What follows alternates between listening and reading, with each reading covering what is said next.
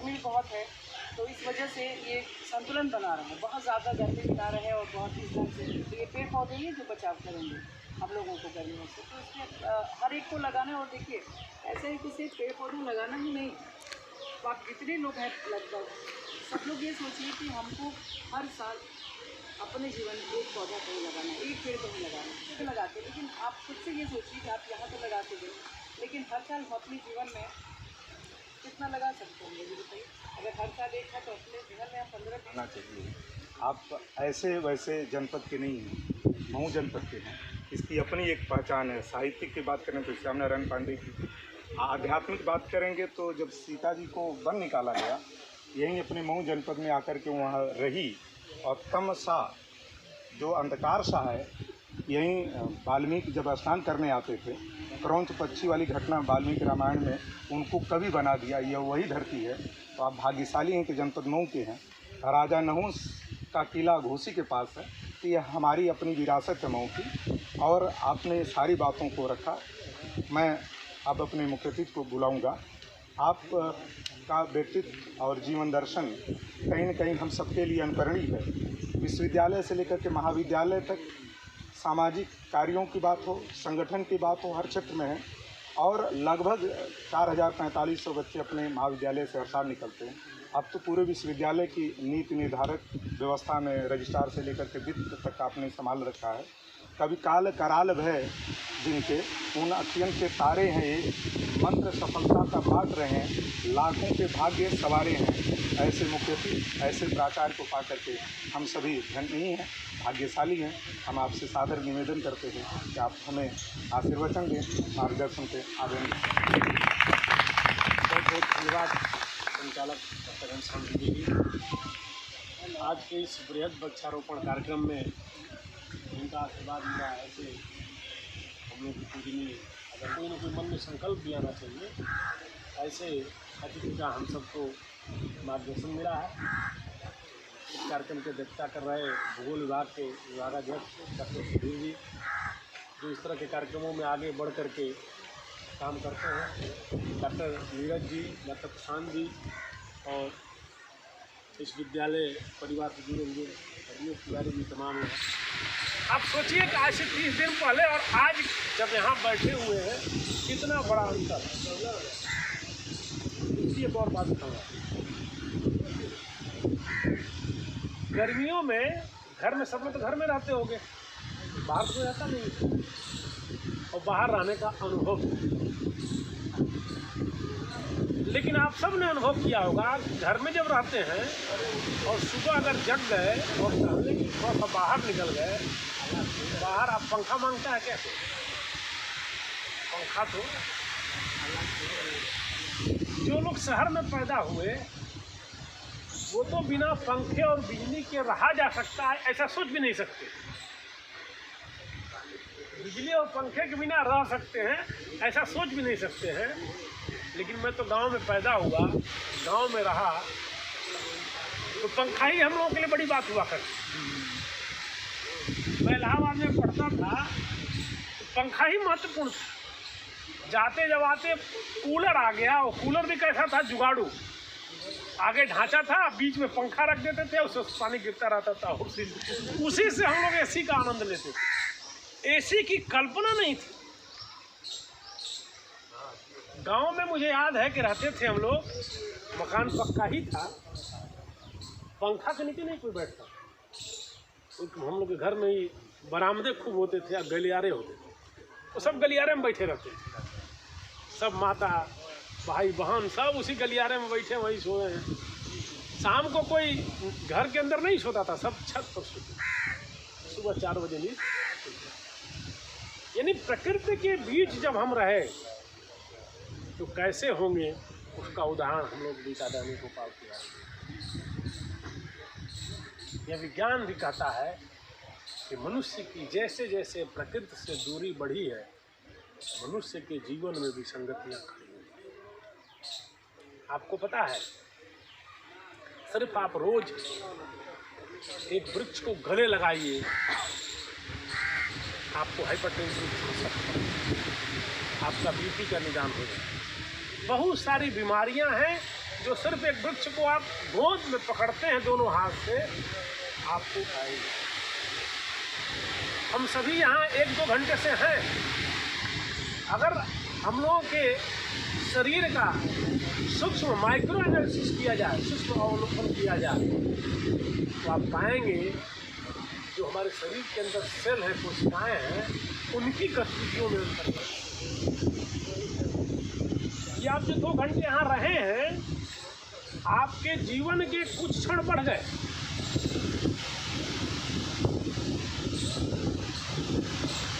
तो आज जब हम वृक्षारोपण कर रहे हैं तो हमारा थोड़ा सा कॉन्सेप्ट बदलना पड़ेगा, क्योंकि हमारी ज़मीनें धीरे धीरे सिकुड़ती जा रही है। आबादी बढ़ती जा रही है, ज़मीनें सिकुड़ती चली जा रही है। यहाँ तो 100 वृक्ष लगाइए, लेकिन क्या आप अपने घर पे वृक्ष लगा सकते हैं? जो गांव में रहता है उसके पास तो निश्चित ही उसके दरवाजे पे 1-2 पेड़ होंगे ही हो, लेकिन जो शहर में रहता है उसके पास कोई गुंजाइश नहीं। ये हमारे मन में एक बैठी हुई बात है, इसलिए हम उधर सोचते ही नहीं। लेकिन इस महाअभियान के बाद हमें सोचना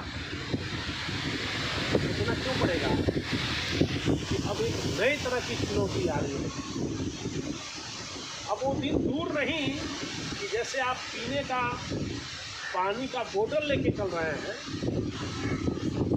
कल हम लोग जगह कार्यक्रम में थे, बताए बड़े अधिकारी रिटायर होने वाले हैं, है कि मैं पहली बार पानी बोतल में देखा था तो आश्चर्यचकित, पानी भी बोतल में मिलेगा। तो उन्होंने बताया था, जो लोग लेके आए थे, कि 5 स्टार होटल में ऐसे ही बोतल में पानी मिलता है। आज आप हर चट्टी और चौराहे पर बोतल में पानी मिल रहा है। ऐसे ही आपने शायद देखा हो, सुना हो, ये तो मैं नहीं जानता, लेकिन मैं देख चुका हूँ। ऑक्सीजन का सिलेंडर आ गया है, 2 किलो 1 किलो सिलेंडर आ गया है। तो बड़ा वाला सिलेंडर नहीं जो कोरोना में आया, उसकी बात मैं नहीं कर रहा हूँ।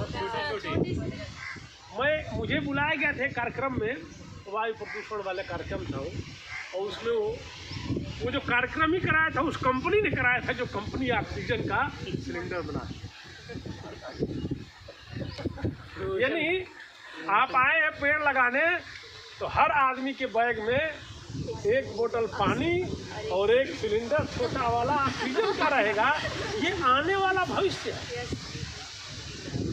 और ये हंसी वाला मामला नहीं है, ये गंभीर चिंतन।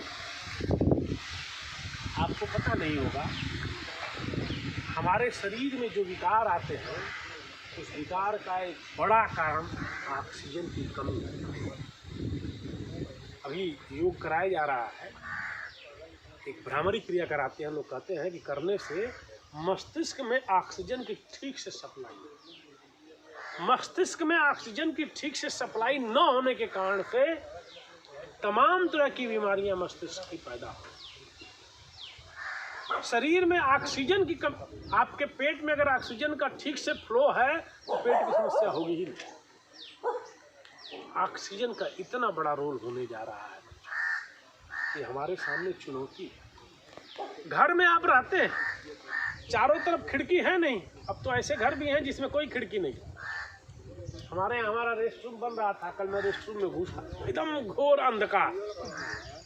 मैं सोचा कि इसमें तो कहीं से ऑक्सीजन जाएगी नहीं, हवा भी नहीं जाएगी, बंद है, बिना लाइट के बैठ नहीं सकते। ऐसे ही आवास है। बड़े मेट्रो में तो खिड़की का कॉन्सेप्ट ही नहीं है, क्योंकि 3 फीट जगह बची है तो उसमें दरवाजा लगाएंगे, खिड़की लगाएंगे, से चारों तरफ से कवर है तो खिड़की कहाँ लगेगी। ऐसे में हम ऑक्सीजन की सप्लाई कैसे करेंगे, ये हमारे सामने एक चुनौती है। इसके लिए लोगों ने विकल्प निकाला है, और जिसकी चर्चा हम डॉक्टर सीताराम जी ने किया है। गमले में भी आप पौधे लगा सकते हैं। और मैं जब आपसे बता रहा हूँ तो ऐसा नहीं कि मैं कोई बहुत किताब से पढ़ लिया था और उसको मैं जान गया, मैं भी अनुभव से ही जाना। कभी कभी टीवी पर देख लेता था कि फलाने पौधा जो है प्योरीफायर है। मेरी पत्नी बॉटनी की है और मेरे यहाँ एक सेवक है, उसका इसमें मन लगता है। तो तमाम पौधे हमें लगता है कि 300-400 गमले तो होंगे ही, कुल पौधे 1000 पौधे के लगभग होंगे। तो कभी मैं देखूंगा तो छोटा सा गमला ले आके अंदर रख देगा। हमारे लॉबी में कम से कम 7-8 गमले हमेशा बदलते रहते हैं। अच्छा लगता है, किसको नहीं अच्छा लगता। आप जहाँ सो रहे हो बेडरूम के बगल में एक छोटा सा पौधा हो लगा हुआ गमले में, तो बहुत सुंदर लगता है। तो उन लोगों ने बताया, या टीवी को मैं देखा तो मुझे लगा कि अच्छा ये प्यूरीफायर है। यानी उसको आप गमले में लगा करके अपने कमरे में यदि रखें, आपके कमरे में ऑक्सीजन की सप्लाई ठीक करेगा। बच्चों, इसलिए मैं कहूँगा कि आप बड़ा पेड़ भले न लगाएं, लेकिन आप मन में एक संकल्प लें कि मैं अपने घर में एक गमला, उस गमले में एक कोई न कोई पौधा ऐसा लगाऊंगा जो कि प्यूरीफायर, एयर प्यूरीफायर हो, हवा को शुद्ध करता है। कुछ चीज़ें जैसे तुलसी का पौधा तो ऐसा है, निश्चित ही लगाओ, चाहे जैसे हो बचा के रखो, क्योंकि अगर तुलसी का पौधा आपके बगल में है और उससे स्पर्श करके हवा भी आ रही है तो भी आपको लाभ। अमरूद का पत्ता, श्रीफल का पत्ता, तमाम ये पत्ते हैं जिसको दवा के रूप में इस्तेमाल किया जा रहा है। मुझे पेट की प्रॉब्लम रहती है बचपन से, पैदा हुआ तभी से। मैं गया था एक संत के यहाँ, तो उन्होंने कहा कि कुछ नहीं, श्रीफल के पत्ते ले लो, तुलसी के पत्ते, अमरूद के पत्ते, ये रोज खा लिया। ये सारे औषधि गुणों से युक्त पौधे। तो आप, मैं नहीं कहूँगा अपने घर में गमले में अमरूद लगा लीजिए, लेकिन एक छोटे गमले में आप तुलसी के पत्ते या ऐसे ही बहुत सारे जो प्यूरीफायर हैं उनको ज़रूर लगाइए। और वो लगाएंगे तो मान के चलिए कि यदि हर फ्लैट में 4-6 गमले हो गए, आप अपने दरवाजे के पास रखिए, कभी धूप में रखिए, फिर कभी घर के अंदर रखिए। ऐसा करेंगे तो आपके घर के अंदर का भी वातावरण शुद्ध होगा। ये बहुत ही ज़रूरी है बच्चों। बड़े पौधे तो बाहर लगाइए। और एक और बात मैं कहूँगा, जैसे लंबा है और इस बात में ख़त्म करूँगा कि जैसे भूगोल विभाग हर वर्ष कराता है, आप लोग करते हो, तो ये मेरे तरफ से एक ऑफ़र है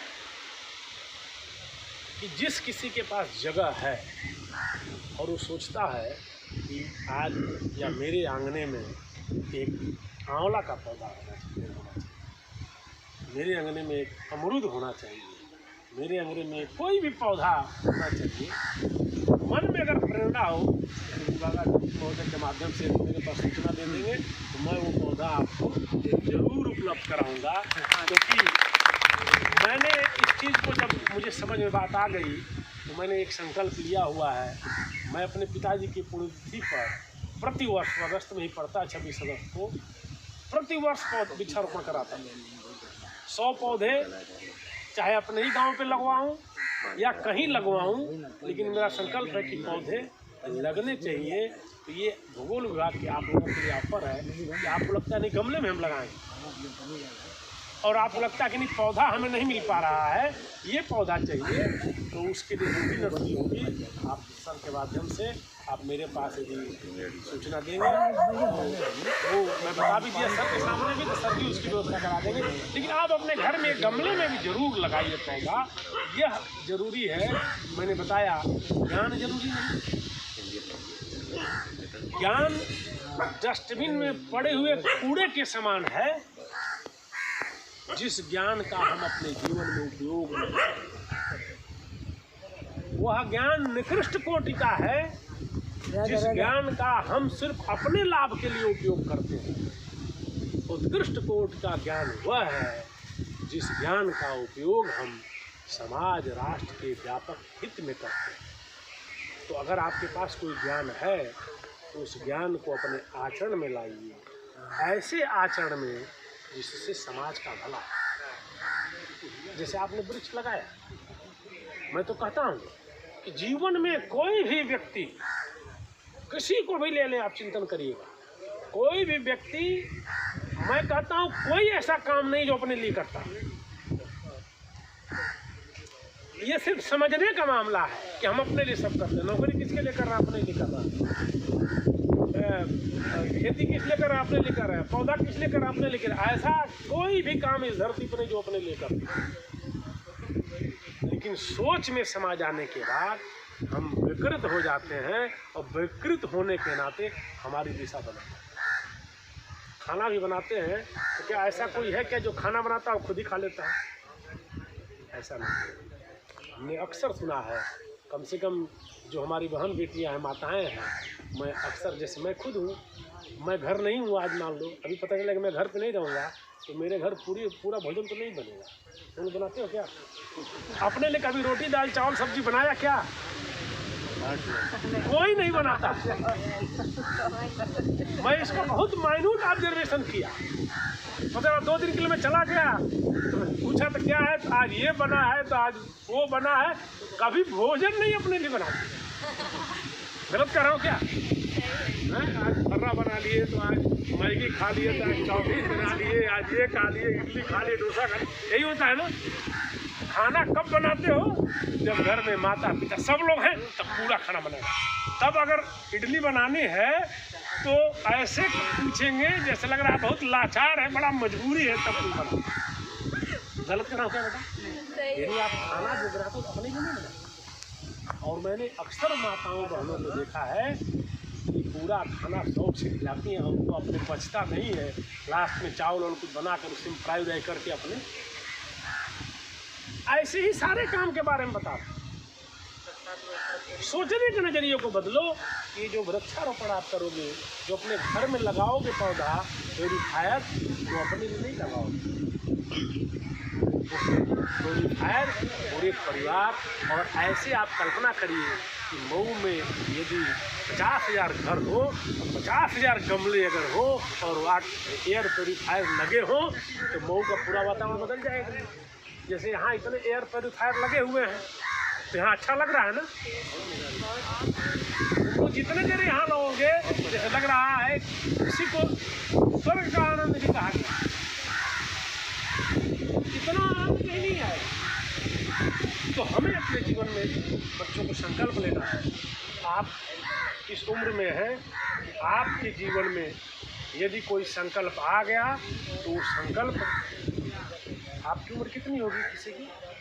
20, 22, 25 यही ना, 20, 22, 25 तो होगी नहीं। यानी आप आने वाला कम से कम 3 दशक, 50 के बाद मान लो थोड़ा सीख लेगा, कम से कम 3 दशक 4 दशक ऐसे आपके जीवन के आने वाले हैं। यदि आपने संकल्प ले लिया तो इस देश में नहीं, इस पूरी दुनिया में आपने संकल्प ले लिया कि हम अपने साथ एक पौधा, एक गमला जरूर लगाएंगे, रखेंगे, तो आप मान के चलिए कितना बड़ा परिवर्तन आप खड़ा कर देंगे।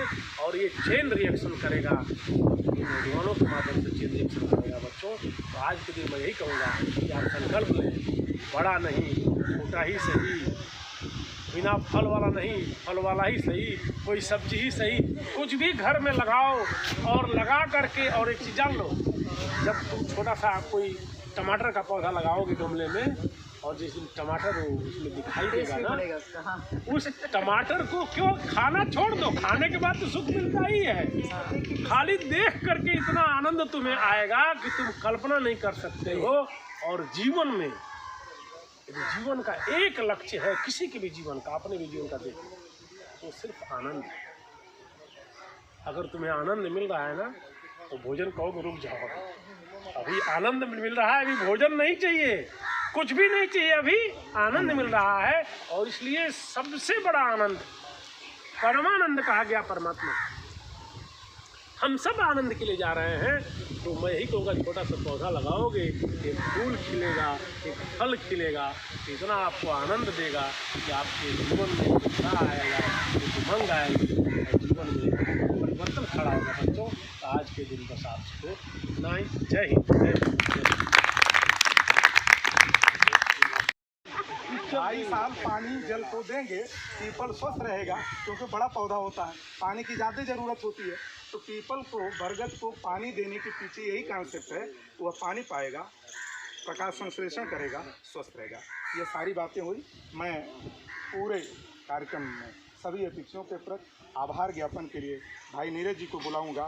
सफल हुआ यह कार्यक्रम, सफल निहित उद्देश्य, जो निहित उद्देश्य था विद्यालय का, विभाग का, प्राचार्य जी का कि एक छात्र एक वृक्ष, साथ ही जो सरकार की मंशा है उसमें सबसे अहम रोल किसका है? संस्थाओं का।